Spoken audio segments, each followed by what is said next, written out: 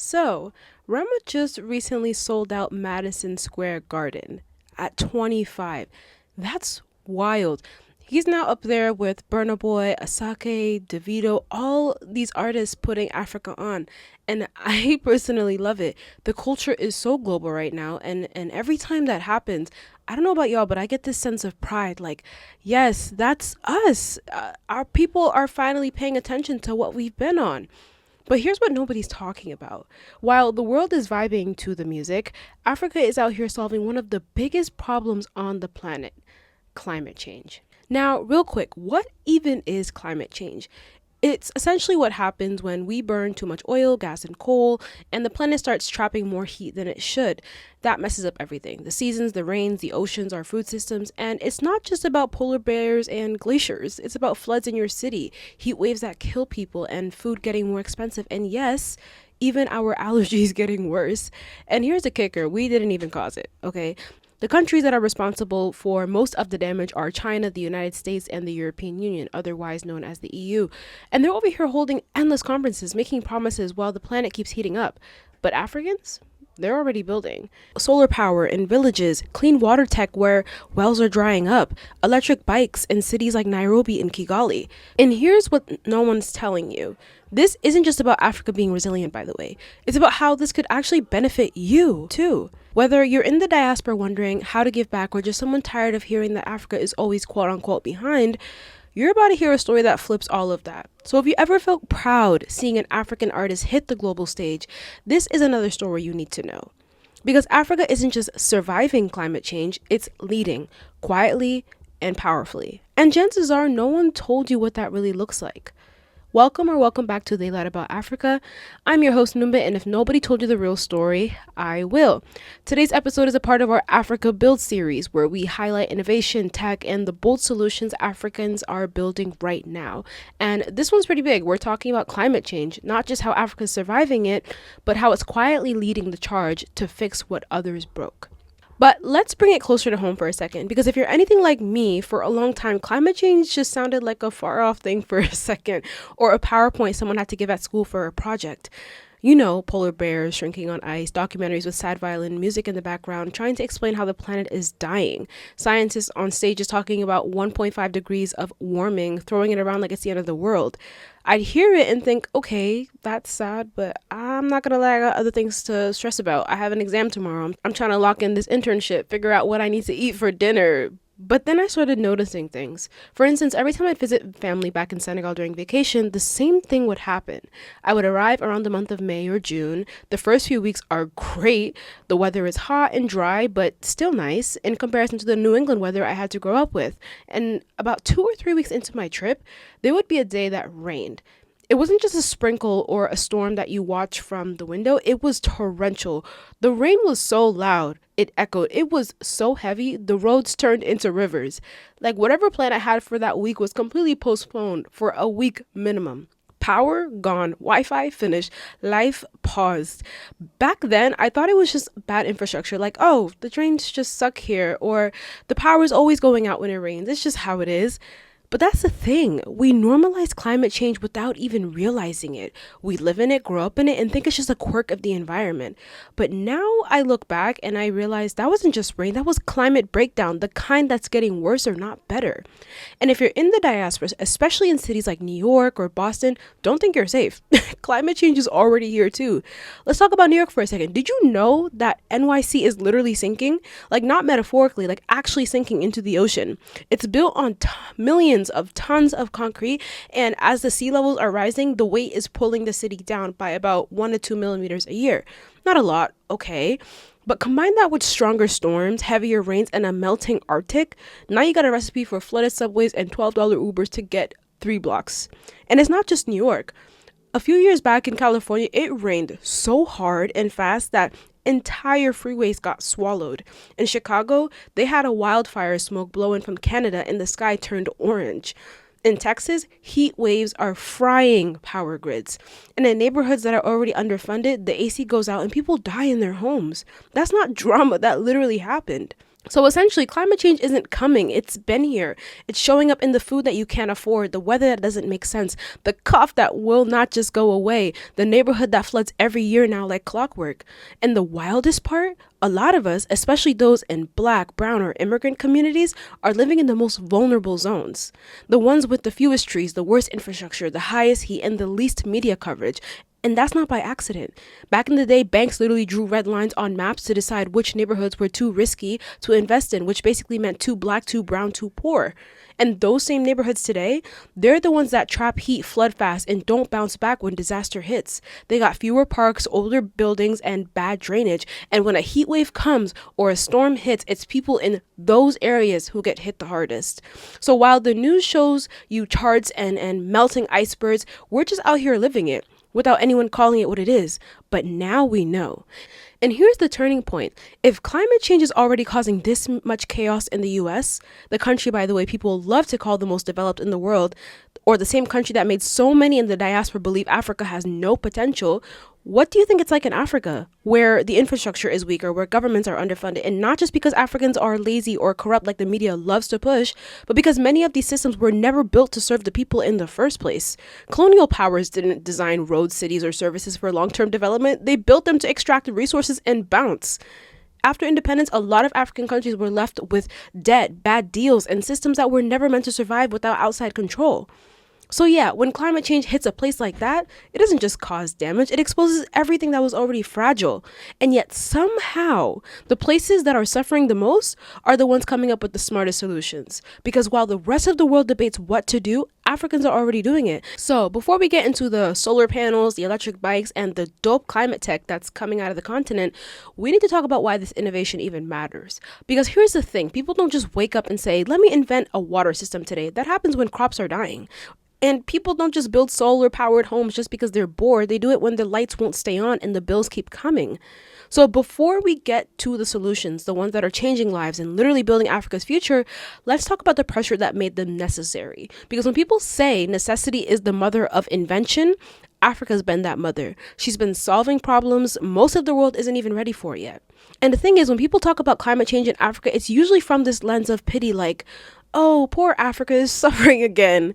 But let's actually break this down. How did we even get here? Because Africa is responsible for less than 3% of global emissions. We didn't build the world's biggest factories. We didn't fuel the Industrial Revolution. We didn't even flood the atmosphere with carbon. And yet we're the ones paying the price. Climate scientists say Africa is the most vulnerable continent under every climate scenario above 1.5 degrees. And we're already there. That means hotter temperature, yes, but also crops are dying, food prices are spiking, droughts that last for years, floods that wash away entire neighborhoods, and families losing everything they've built overnight. And this isn't theoretical. In Mozambique, a single cyclone in 2019 wiped out 90% of an entire city's infrastructure. It was so bad the UN declared it an emergency, on the same level as what's happening in Yemen and Syria. In Zambia, the worst drought in 40 years is threatening food and water access for 6 million people. And in Libya, a single flood killed over 4,000 people, with thousands still missing. But here's the part that never gets talked about enough. Africa isn't vulnerable just because of geography. It's not just bad luck. It's because of history. During colonialism, the environment was exploited. Trees were cut, land was mined, water was redirected, all for the profit of Europe. Indigenous methods of land care like rotational farming and seasonal water storage were ignored or destroyed. These weren't just traditions, they were systems of climate resilience that had worked for generations. And after independence, many African governments were left with bad infrastructure, little support, and massive debt, like previously mentioned. And even now, the extraction continues, just wearing a suit and tie. It's called neocolonialism. Multinational companies still dig, drill, and dump without investing in the people or protecting the land. So when climate change hits, it doesn't just hit a blank slate. It hits a continent that was already stripped down, then left to figure it out on its own. And even though African countries have signed climate agreements and made bold promises to reduce emissions and adapt, they need over 3 trillion, or between 2 and 3 trillion by 2030 to make it happen. But here's the twist, most of these promises are conditional. They only follow through if the global north steps up with real money, tech, and support, which, let's be honest, they haven't. But still, in spite of all of that, Africans are building, and not just surviving, innovating. That's what we're about to get into next, because understanding how we got here that's important. But it's what we're doing now that makes the story worth listening to. So yeah, this could have been just another episode about how Africa is struggling, but that's not this story, because against all odds, Africa's out here innovating, adapting, and changing the game. All right, so we talked about the chaos, the floods, the droughts, the blackouts, and how climate change is wrecking communities. But let's shift gears. Let's talk about the builders, because across Africa, people aren't just waiting around for international aid or billion-dollar grants. They're creating solutions, real ones that work. And they're not always coming from governments or big corporations. Some are coming from students, from youth collectives, from people who just refuse to sit in the dark another day. So here are 5 that I think more people, especially us in the diaspora, need to know about. So the first one is called M-Kopa in Kenya, which is a pay-as-you-go solar energy. So, okay, picture this. You're trying to charge your phone, but the lights keep cutting out again. And that's the daily reality for millions of people. And it's not just about comfort, it's about survival. Kids doing homework, moms cooking, entrepreneurs trying to run a shop. M-Kopa said, let's flip the script. They built a solar system that lets families pay in small amounts, so daily, weekly, through mobile money. So no massive upfront cost, just access. You get light, you get to charge your phone, you keep your fridge running, and you breathe easier because you're not burning toxic kerosene anymore. It's not just innovation, it's freedom. And honestly, this model might actually be smarter than what a lot of countries in the global north are doing. Here's why. In places like US or Europe, electricity is usually controlled by these massive centralized grids. So if one thing breaks down, boom, the whole neighborhood goes dark. And if you miss a payment, they shut you off. But M-Kopa flips that. It's decentralized, it's solar, it doesn't need a big power plant or a crazy infrastructure. And here's the part that's actually really smart. People pay little by little, like topping up your phone or paying for Spotify. No monthly bill that wrecks your budget. No dealing with landlords or companies who take forever to fix things. Meanwhile, over here, we got people in big cities still losing power during heat waves, energy bills that make no sense, and systems that weren't built for low-income folks to begin with. M-Kopa was designed with those people in mind, not as an afterthought. That's not just innovation, that's empathy, and that's why it works. The second one is called Cold Hubs in Nigeria, which is a solar-powered cold rooms for farmers. Now, this one is, in my opinion, genius. Like, let's say you're a small farmer growing tomatoes. You harvest, head to market, and pray you sell it all that day. Because if you don't, it's rotting by tomorrow. But that's your money, your literal income, gone, just like that. Cold Hubs came in with a massive solar-powered cold rooms that farmers can rent space in, kind of like a fridge co-op. So instead of panic selling everything in one day or losing it all, they get time, control. More food makes it to the market, less waste, more income. It's climate tech, it's food security, and it's peace of mind for people who've never had that luxury. The third one is called Ecobodoa in Kenya, which are electric motorbikes that actually make sense. If you've ever been to a city like Nairobi or Kampala, you know boda bodas, these motorcycle taxis are everywhere. They're how people get to work, to school, the market, but gas prices are through the roof and emissions off the charts. Ecobodoa said, what if we kept the hustle but cut the fuel? They built electric bikes with swappable batteries so drivers don't need to stop for gas, just switch and go. Less money spent, less pollution, same speed, same grind. And for the drivers, it's not just good for the planet, it's good for their wallets. You've ever seen innovation that protects your lungs and your paycheck? That's what this is. The fourth one is waste to wealth in the countries of Senegal and Cote d'Ivoire, which are turning trash into opportunity. Now, this is where creativity meets climate justice. In neighborhoods where trash piles up, where governments can't keep up with waste management, some young people are saying, let's flip this. They're taking food scraps, compost, and even plastic and turning into biofertilizer, clean fuel, and sometimes even building materials. They're not waiting for international recycling plants. They're building community networks, sharing techniques, and literally flipping waste into rent money. You know how we romanticize startups and garages? This is that, but with fire pits and compost bins instead of MacBooks and cappuccinos. Now, the fifth and final one are solar dryers and food tech by local youth. So, okay, if you've ever watched half of your fruit rot in your fridge, imagine how that feels when you're a farmer. When spoilage doesn't just mean wasted food, it means wasted months of work. Wasted hope. That's what a lot of African farmers deal with, especially in remote areas without storage options. But youth-led groups across the continent have been building solar-powered food dryers using cheap local materials that preserve crops for weeks. Not just that, they're building apps to sell those dried products online. Think dehydrated mango, sun-dried tomatoes, herbal teas, from village to smartphone. It's like Etsy meets agri-tech. It's being powered by Gen Z energy, not just surviving climate chaos, building empires from it. So next time someone brushes off Africa like it's not doing anything about climate change, ask them, are you sure you're paying attention? Because these aren't little hustles or charity cases. They're real working solutions built under pressure, without billion-dollar budgets, without headlines, without hype. And here's the wild part. They're solving problems that richer countries with way more resources are still fumbling. So imagine what you could do if the rest of the world actually took these ideas seriously, or if people like you, sitting at home scrolling on your phone wondering how to make a difference, realize that giving back doesn't always look like a donation. Sometimes it starts with learning, with listening, with sharing, because Africa isn't just responding to a crisis, it's quietly designing the future.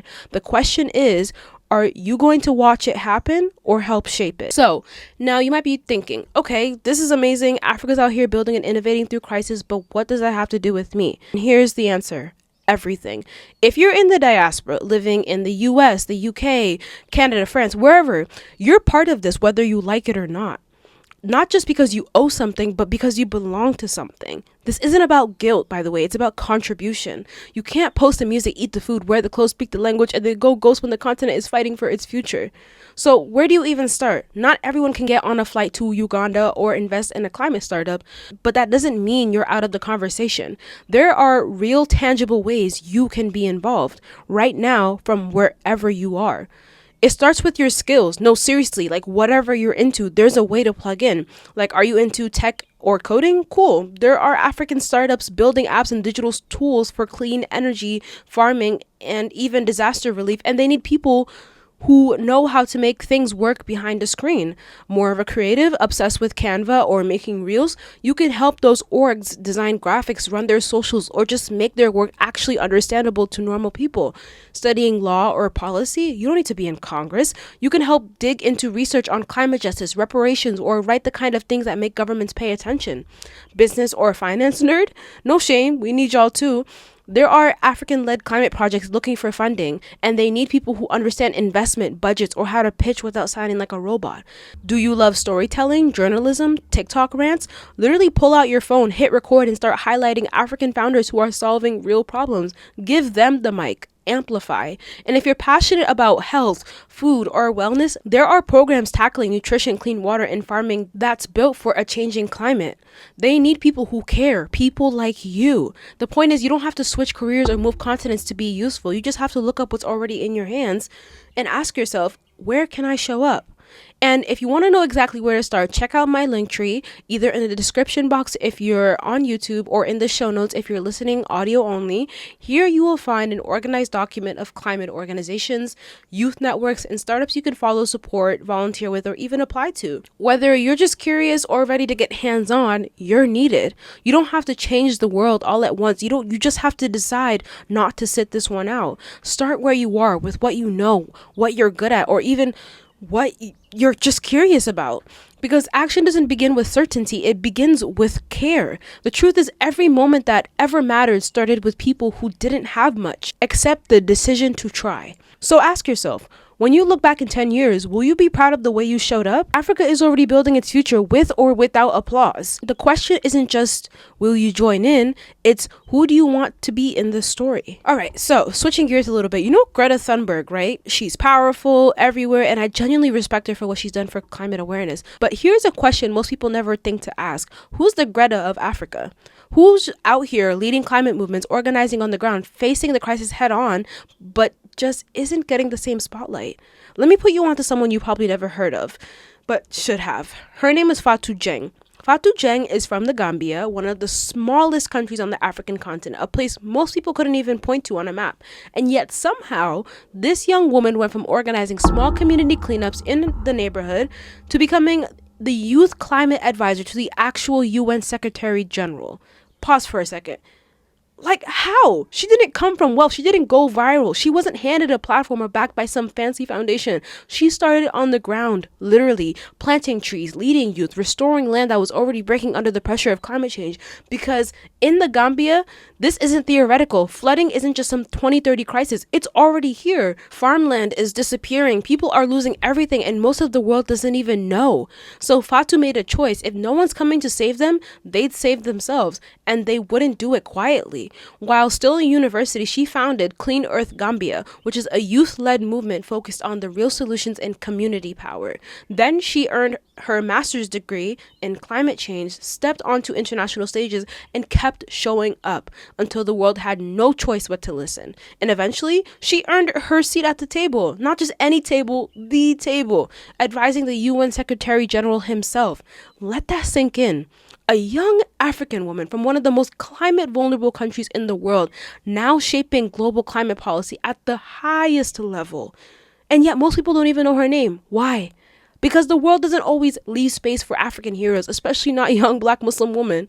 Because that's exactly why her story matters. Because Fatou Dieng is a living proof that leadership doesn't always come with a blue check. It doesn't need brand deals, big budgets, or press coverage. Sometimes it looks like one girl, one neighborhood, one tree, and a decision to not stay silent.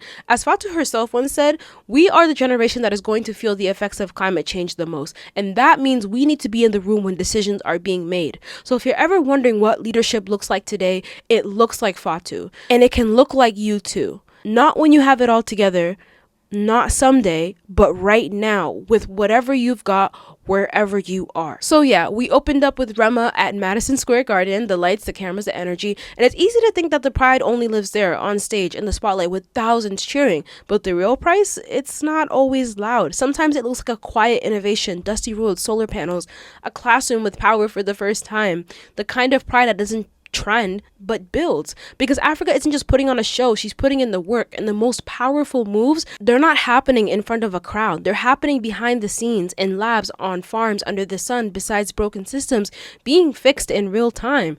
And for those of us in the diaspora, this isn't a side story, this is ours too. We wear the prints, we eat the food, we dance to the beats, we say my country when our team wins a game in the World Cup or the African Cup. So maybe we should start saying my country when the topic is climate justice too, because being a part of a culture means more than just repping the fun parts. It means showing up when it counts. And if you're young, still figuring things out, still in school, still wondering if you are enough to make a difference, let me say this clearly: you do not need to be verified to have value. You do not need to be an expert to care. You do not need to go viral to matter. And if you think the people who built world-changing things were born into wealth and power, they weren't. Well, at least some of them.